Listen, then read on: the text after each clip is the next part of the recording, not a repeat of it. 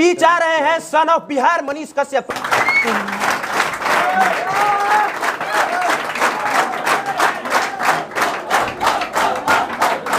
ये public platform का कुमार अभिनव का ये पहला शो है और इस शो में जो भी हमारा गेस्ट होगा उससे टू दी पॉइंट सीधा सवाल होगा और वो ज्यादातर सवाल आप लोग करेंगे, बस शुरू का 3-4 सवाल हम करेंगे। बाकी मनीष कश्यप किसी परिचय के मोहताज नहीं है। ये बताने की जरूरत नहीं है कि इन्होंने पत्रकारिता को 360 डिग्री घुमा के रख दिया है और इससे यहाँ उपस्थित तमाम लोग सहमत होंगे। कहाँ से कि ऐसे तो पत्रकारिता नहीं होता था कि माइक लेके इरोडवा इनलवा, इस सब इन्होंने किया है। एक अलग तरह का क्रांतिकारी कदम लेके आए, लेकिन अफसोस कि इनके ऐसा करने के बाद बटेरे पत्रकार आए और जिन्होंने बहुत सारे ऐसे लोग हैं जिन्होंने गंध भी फैलाया। अब सीधे आते हैं मनीष कश्यप जी सवाल पे, ठीक है? तैयार हूं। पहला सवाल कि आप जो भी न्यूज कवर करते हैं, हर न्यूज कवरेज पे कोई ना कोई कंट्रोवर्सी हो जाता है।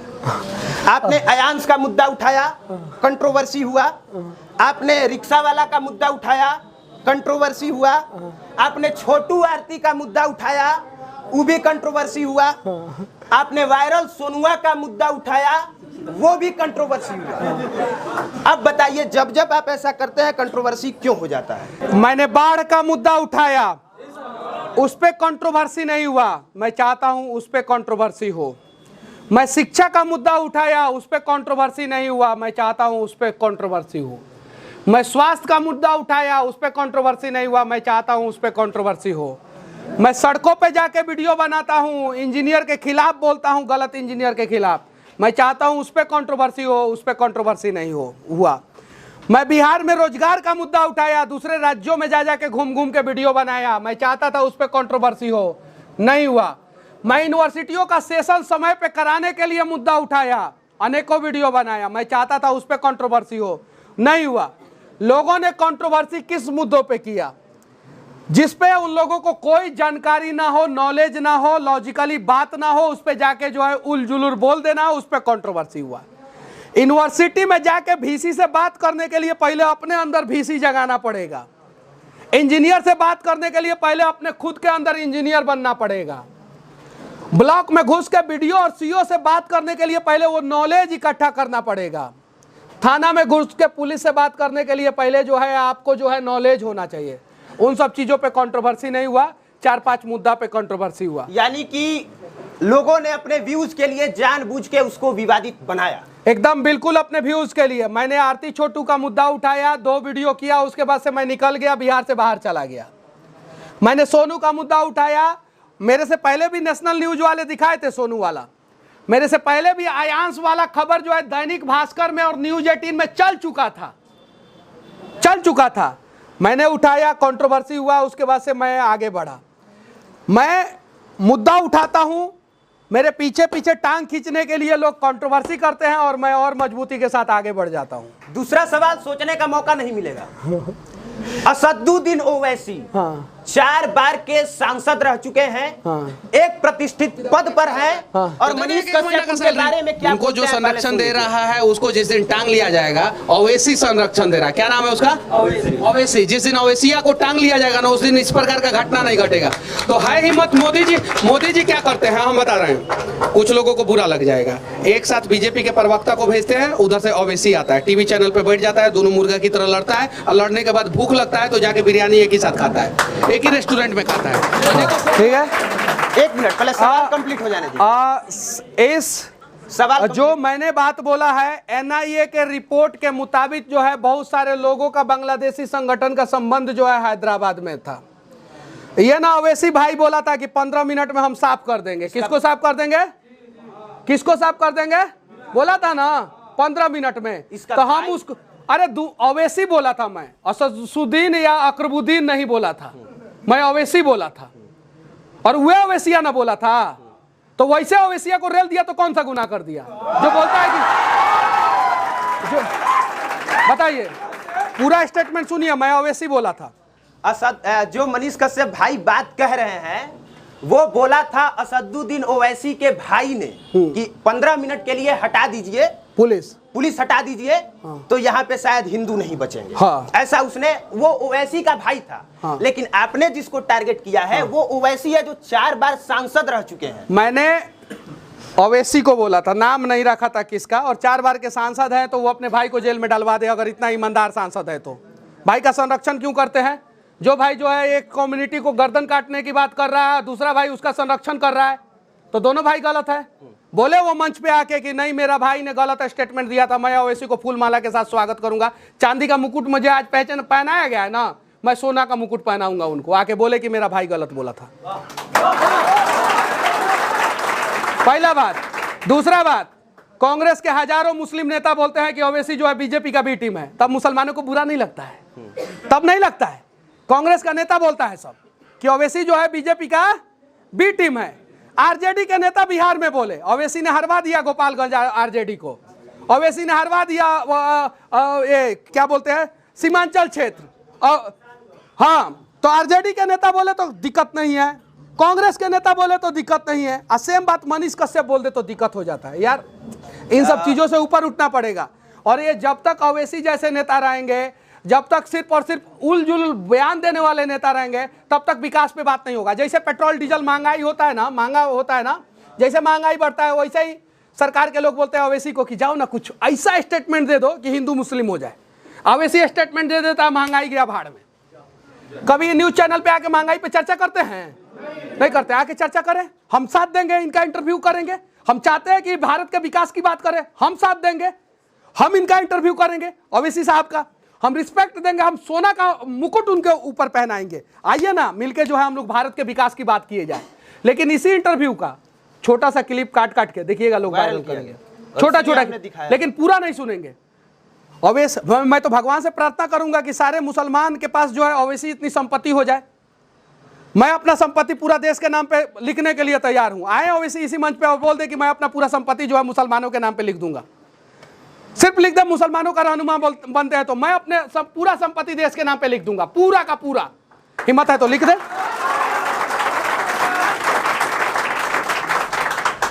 तीसरा सवाल, मनीष कश्यप जी तेज प्रताप यादव का इंटरव्यू करते हैं और तेज प्रताप यादव जी क्या जवाब देते हैं, एक बार सुन लीजिए।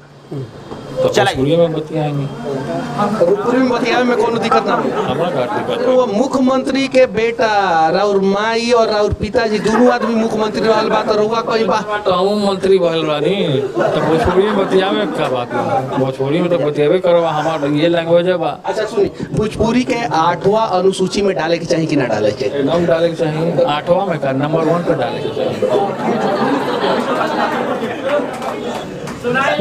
मनीष कश्यप जी पूछे तेज प्रताप यादव जी से कि भोजपुरी के 8वां अनुसूची में डाले के चाहिए कि ना डाले के चाहिए, तो तेज प्रताप यादव कहलन कि पहला अनुसूची में डाले ना।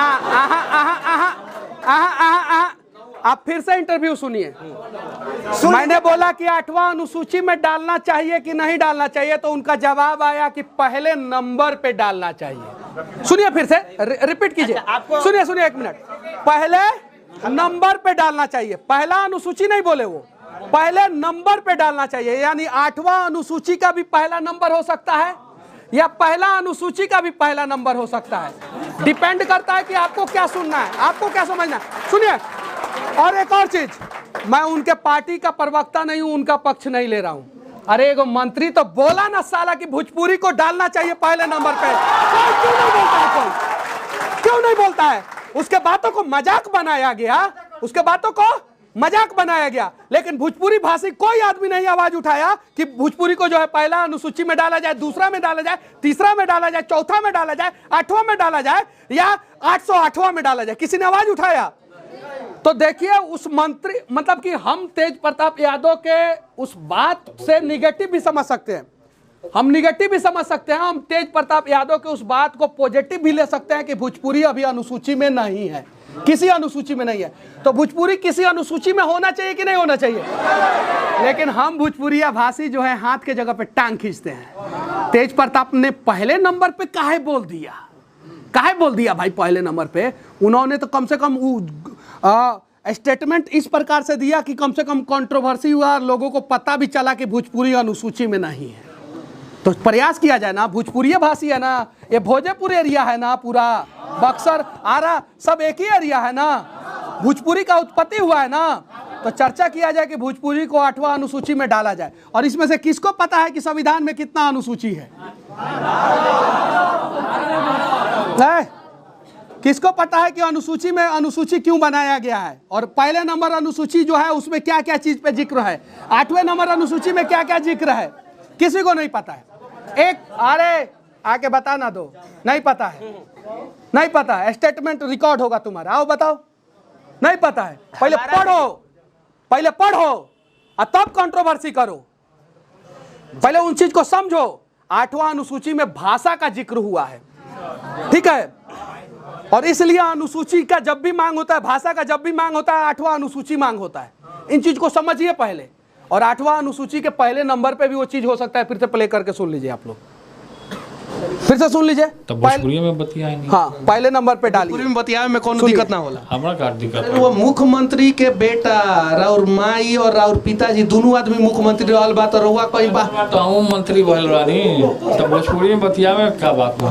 भोजपुरी में तो बतियावे करो, हमार ये लैंग्वेज बा। अच्छा सुनी, भोजपुरी के 8वां अनुसूची में डाले के चाहिए कि ना डाले के? एकदम डाले के चाहिए। 8वां में का नंबर 1 पे डाले के चाहिए। नंबर 1 पे, कौन सी पे, कौन सी पे? नंबर 1 पे। और एक व्यक्ति जो मेरे बगल में बैठा है, उसकी माँ मुख्यमंत्री, उसके पिता मुख्यमंत्री, और भोजपुरी में बात करने से शर्मा नहीं रहा है। यहाँ तो विधायक जी के लड़का लोग भोजपुरी में ना बतियाला लोग, बक्सर के विधायक जी लोग आओ लोग कहो लो कि हमारे लड़का भोजपुरी में बतियाला सब, अंग्रेजी एकदम फराटेदार बोले ला लोग, तो गर्व के बात होके कि चाहिए ना। तेज प्रताप में अगर कमियां हैं तो निकाला जाए, अच्छाइयाँ है तो उसको भी दिखाया जाए। तेजस्वी यादव में कमियां हैं तो निकाला जाए, अच्छाइयाँ है तो उसे भी दिखाया जाए। लालू जी में कमियां हैं तो निकाला जाए, रेल मंत्री के रूप में अच्छा काम किए थे उसे भी दिखाया जाए। नीतीश कुमार में कमियां हैं, निकाला जाए, लेकिन उनका जो 2005 से 2010 का कार्यकाल था वो कमाल का कार्यकाल था, उसे भी दिखाया जाए। और मेरे अंदर अगर कमियां हैं तो उसे भी निकाला जाए, लेकिन मैं अगर अच्छा काम कर रहा हूं तो उसे भी दिखाया जाए। बाकी मनीष कश्यप की कमी हम नहीं निकाल रहे हैं। जितना कंट्रोवर्सी हुआ है, जो सोशल मीडिया पर लिखा गया है, जो कहा गया है, उसी पर बस इनका पक्ष जानना चाहते हैं कि उसको अपने तरीके से कैसे सही करके बताते हैं, या इस पर उनका क्या राय है। ठीक है, अब अगले सवाल पे आते हैं। सोनू सूद जी बिहार आए थे और जब वो बिहार आए तो एक बड़का कंट्रोवर्सी हो गया। कंट्रोवर्सी हो गया कि कोई एगो कलाकार है जो रोने लगा कि हमको मौके नहीं दिए। ठीक है, भागलपुर की जिया है कोई आदर्शा नाम, तो उन्होंने ऐसा कहा कि हमको मौका नहीं दिया गया। तो सोनू सूद वाला मामला क्या हुआ था, ये बताइए लोगों। मैंने कुछ अपने करीबियों को बुलाया था जिनको मौका नहीं मिला स्टेज पे परफॉर्म करने का। कार्यक्रम जो है, कोई भी कार्यक्रम हम लोग करने का प्रयास करते हैं, थोड़ा सा गड़बड़ हो ही जाता है। जैसे इसी कार्यक्रम में थोड़ा सा ज़्यादा भीड़ हो गया है कि नहीं हो गया है, तो वैसे ही हो गया था। और मैं उस कार्यक्रम के लिए मैं उन तमाम लोगों से माफ़ी मांगा था। आज भी मैं माफ़ी मांग रहा हूँ कि मेरे वजह से अगर किसी को भी कहीं भी तकलीफ़ हुआ है तो मैं माफ़ी चाहता हूँ।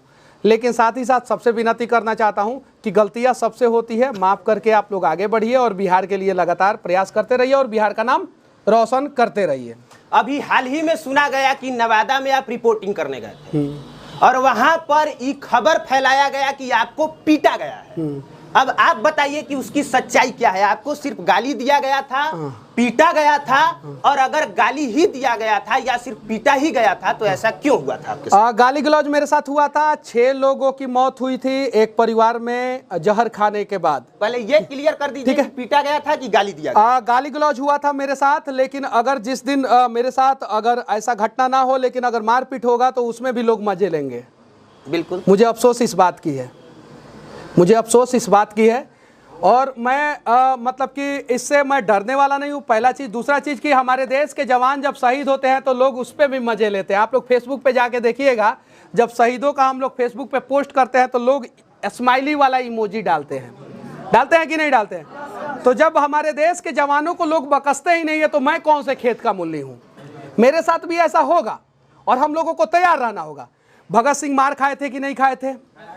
खाए थे, अंग्रेजों ने मारा था। हमारे देश के स्वतंत्रता सेनानी मार खाए थे कि नहीं खाए थे? कुछ लोग तो लाठी खाए और वहीं पे मर गए, सबको पता है, इतिहास के किताबों में आप लोगों ने पढ़ा है। लेकिन क्या वो लोग पीछे हट गए? नहीं हटे। मेरे साथ गाली गलौज हुआ, बिहार के लोगों को मेरे साथ खड़े हो जाना चाहिए था, सभी लोगों को, सभी के सभी लोगों को खड़े होना चाहिए था कि मनीष कश्यप आखिर किस मकसद से गया था और क्या गलत दिखा रहा था वहां पे। और जब 12 करोड़ बिहारी में से 12 करोड़ बिहारी खड़े होते मेरे साथ तो मुझे और गर्व महसूस होता और मैं और स्पीड से काम करता, लेकिन मैं रुका नहीं और मैं अभी भी काम करूंगा। मेरे साथ गाली गलौज हुआ था, गंदा गंदा गाली दिया गया था, लेकिन उन लोगों को ये पता नहीं था कि अगर इस वीडियो को डालेंगे तो और कंट्रोवर्सी होगा। सच्चाई ये है कि अपराधी कोई और था और फंसा कोई और, इसलिए जो है कहीं नहीं तो कहीं उसको दबाने के लिए जो है मुझे वहीं से वापस भेजने का प्रयास किया गया। यहां पर आप लोगों को हम एक किस्सा सुनाना चाहेंगे, ध्यान से सुनिएगा। जब हम मनीष कश्यप के पक्ष में कम से कम 2-3 वीडियो बनाए होंगे बैठे बैठे स्टूडियो से, और जब जब बनाए तब तब कुछ लोगों के द्वारा कहा गया कि इनकी चापलूसी करते हैं, ये कहा गया लोगों के द्वारा। हम एक बात बताते हैं कि इनसे पहले कोई ऐसा पत्रकार नहीं था जो किसी और पत्रकार को सपोर्ट करता हो। सबकी अपनी एक दूसरे के खिलाफ जो है वो जलन होता है, एक टीचर दूसरे टीचर से, एक दुकानदार दूसरे दुकानदार से, एक बिजनेसमैन दूसरे बिजनेसमैन से और एक पत्रकार दूसरे पत्रकार से। लेकिन ये पहली बार हो रहा है कि एक पत्रकार सवाल पूछ रहा है, दूसरा पत्रकार अपना सारा काम छोड़ के उस सवाल का जवाब दे रहा है, पहली बात। और दूसरी बात कि जब हम पब्लिक प्लेटफॉर्म की शुरुआत किए थे तब लगातार 1 साल फ्री में काम किए। ऐसे तो 4-5 साल फ्री में काम किए हैं, लेकिन 1 साल तक फ्री में काम किए तब जब हमारे चैनल से पैसा आ रहा था। तब भी लोगों को लगता था कि पैसा कमा रहा है, लेकिन हम पैसा 1 पैसा नहीं कमाते थे, ईमानदारी से बता रहे हैं। लेकिन लोगों को लगता है कि 40 मिलियन व्यूज गया, 50 मिलियन गया, 20 मिलियन गया तो पैसा ही छाप रहा है। तब हम हुआ क्या था कि कोई टेक्निकल इशू था जिस वजह से पैसा मेरे पास नहीं आ पा रहा था। सबके पास ट्राई किए, दिल्ली का वेब कंपनी है उसके पास गए, वो कहा कि आपका 15 लाख रुपया बना है, हमको 50% दे दीजिए, हम आपका पैसा निकलवा देंगे। 7 लाख हमको दे दीजिए, 7 लाख हम आपका पैसा निकलवा देंगे। लास्ट में हम मनीष कश्यप जी के पास गए और लास्ट में इनसे कहा कि ऐसा ऐसा बात है, अगर आपके पास पैसा नहीं रहेगा तो संभव नहीं है कि आप रिपोर्टिंग कर पाइए, कहीं से कि कहीं पहुंचने में तेल लगता है, कहीं पहुंचने में आपका वक्त लगता है और पैसों की जरूरत सबको है, पता है। बिना कुछ कहे मात्र 2 दिन में 15 लाख रुपया इन्होंने मेरा निकलवाया और 1 पैसा उसमें से नहीं लिया।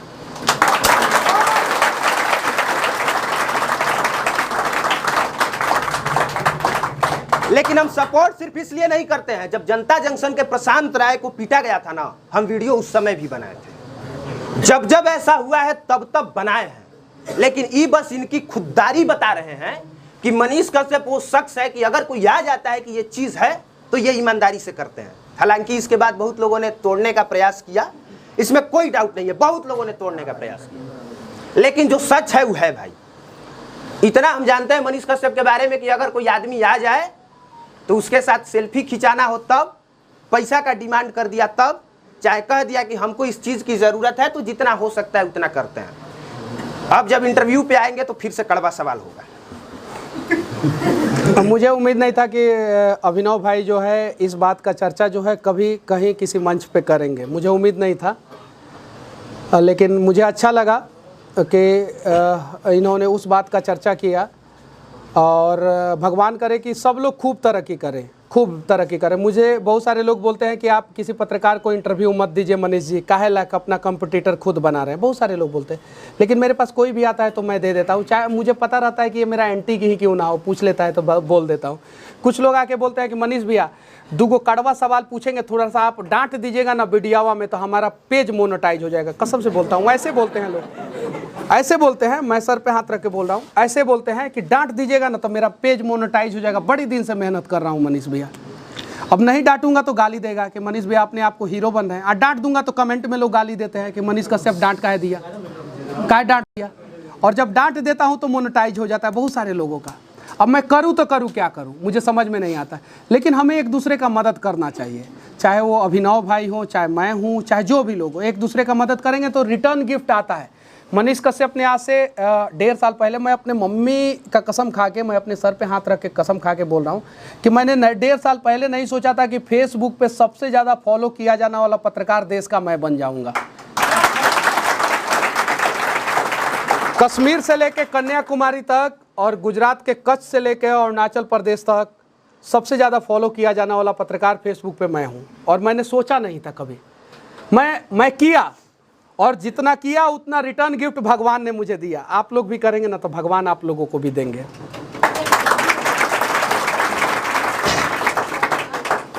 अब आप एक वो घटना बताइए जिसमें रिपोर्टिंग करने के दौरान आपको सबसे ज्यादा मुश्किल हुई, मतलब पैसा आपको ऑफर किया गया हो कि ये खबर मत दिखाइए, धमकी मिला हो कि जान से मार देंगे अगर ये कीजिएगा तो, या जाने में मुश्किल हुआ हो, या कुछ भी एक ऐसा बताइए जो आपके कैरियर का सबसे मुश्किल रिपोर्टिंग रहा हो। मैं वो जगह नहीं बताऊंगा, लेकिन मैं वो घटना बता रहा हूँ। मैंने तो बहुत रोड, नाला, सड़क, बिजली, पानी पे बहुत सारा रिपोर्टिंग किया है। एक सिविल इंजीनियरिंग वाला ही रिपोर्टिंग किया, पुल, सड़क, जो समझना है आप लोग समझ जाइए, उसमें रिपोर्टिंग किया, वीडियो बना के आया, मुझे फ़ोन किया गया, पैसे वैसे का ऑफ़र दिया गया। मैं बोला नहीं, मैं कितना पैसा ये तो बता दीजिए। मैं तो उस चीज़ को दिखाऊंगा, और मैंने उस चीज़ को दिखाया। मैंने उस चीज़ को दिखाया, और उस चीज़ को दिखाने से असर ये हुआ कि ठेकेदार के ऊपर कार्रवाई हुआ, और कार्रवाई होने के बाद जो है रिपोर्ट मांगा गया, और वो काम सही हुआ। पहला ये घटना मैं बता दिया। दूसरा घटना मैं बता रहा हूँ, जब कश्मीर से मैं आ रहा था, कश्मीर से जम्मू आ रहा था, तो एक जगह है शायद से कठुआ जगह है, शायद से वो जगह कि कोई दूसरा जगह, मैं बता दूंगा, मैंने फेसबुक पे वीडियो डाला है।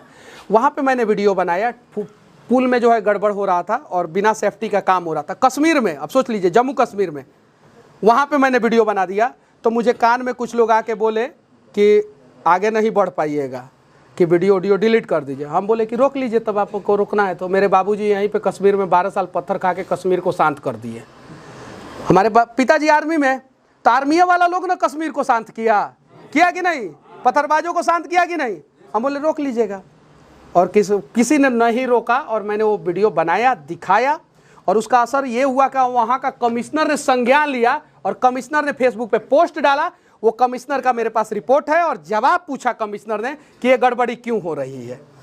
तो ये दो घटना जो है, मतलब कि थोड़ा सा कंस्ट्रक्शन फील्ड में रिपोर्टिंग के दौरान मुझे दिक्कत हुआ थोड़ा सा।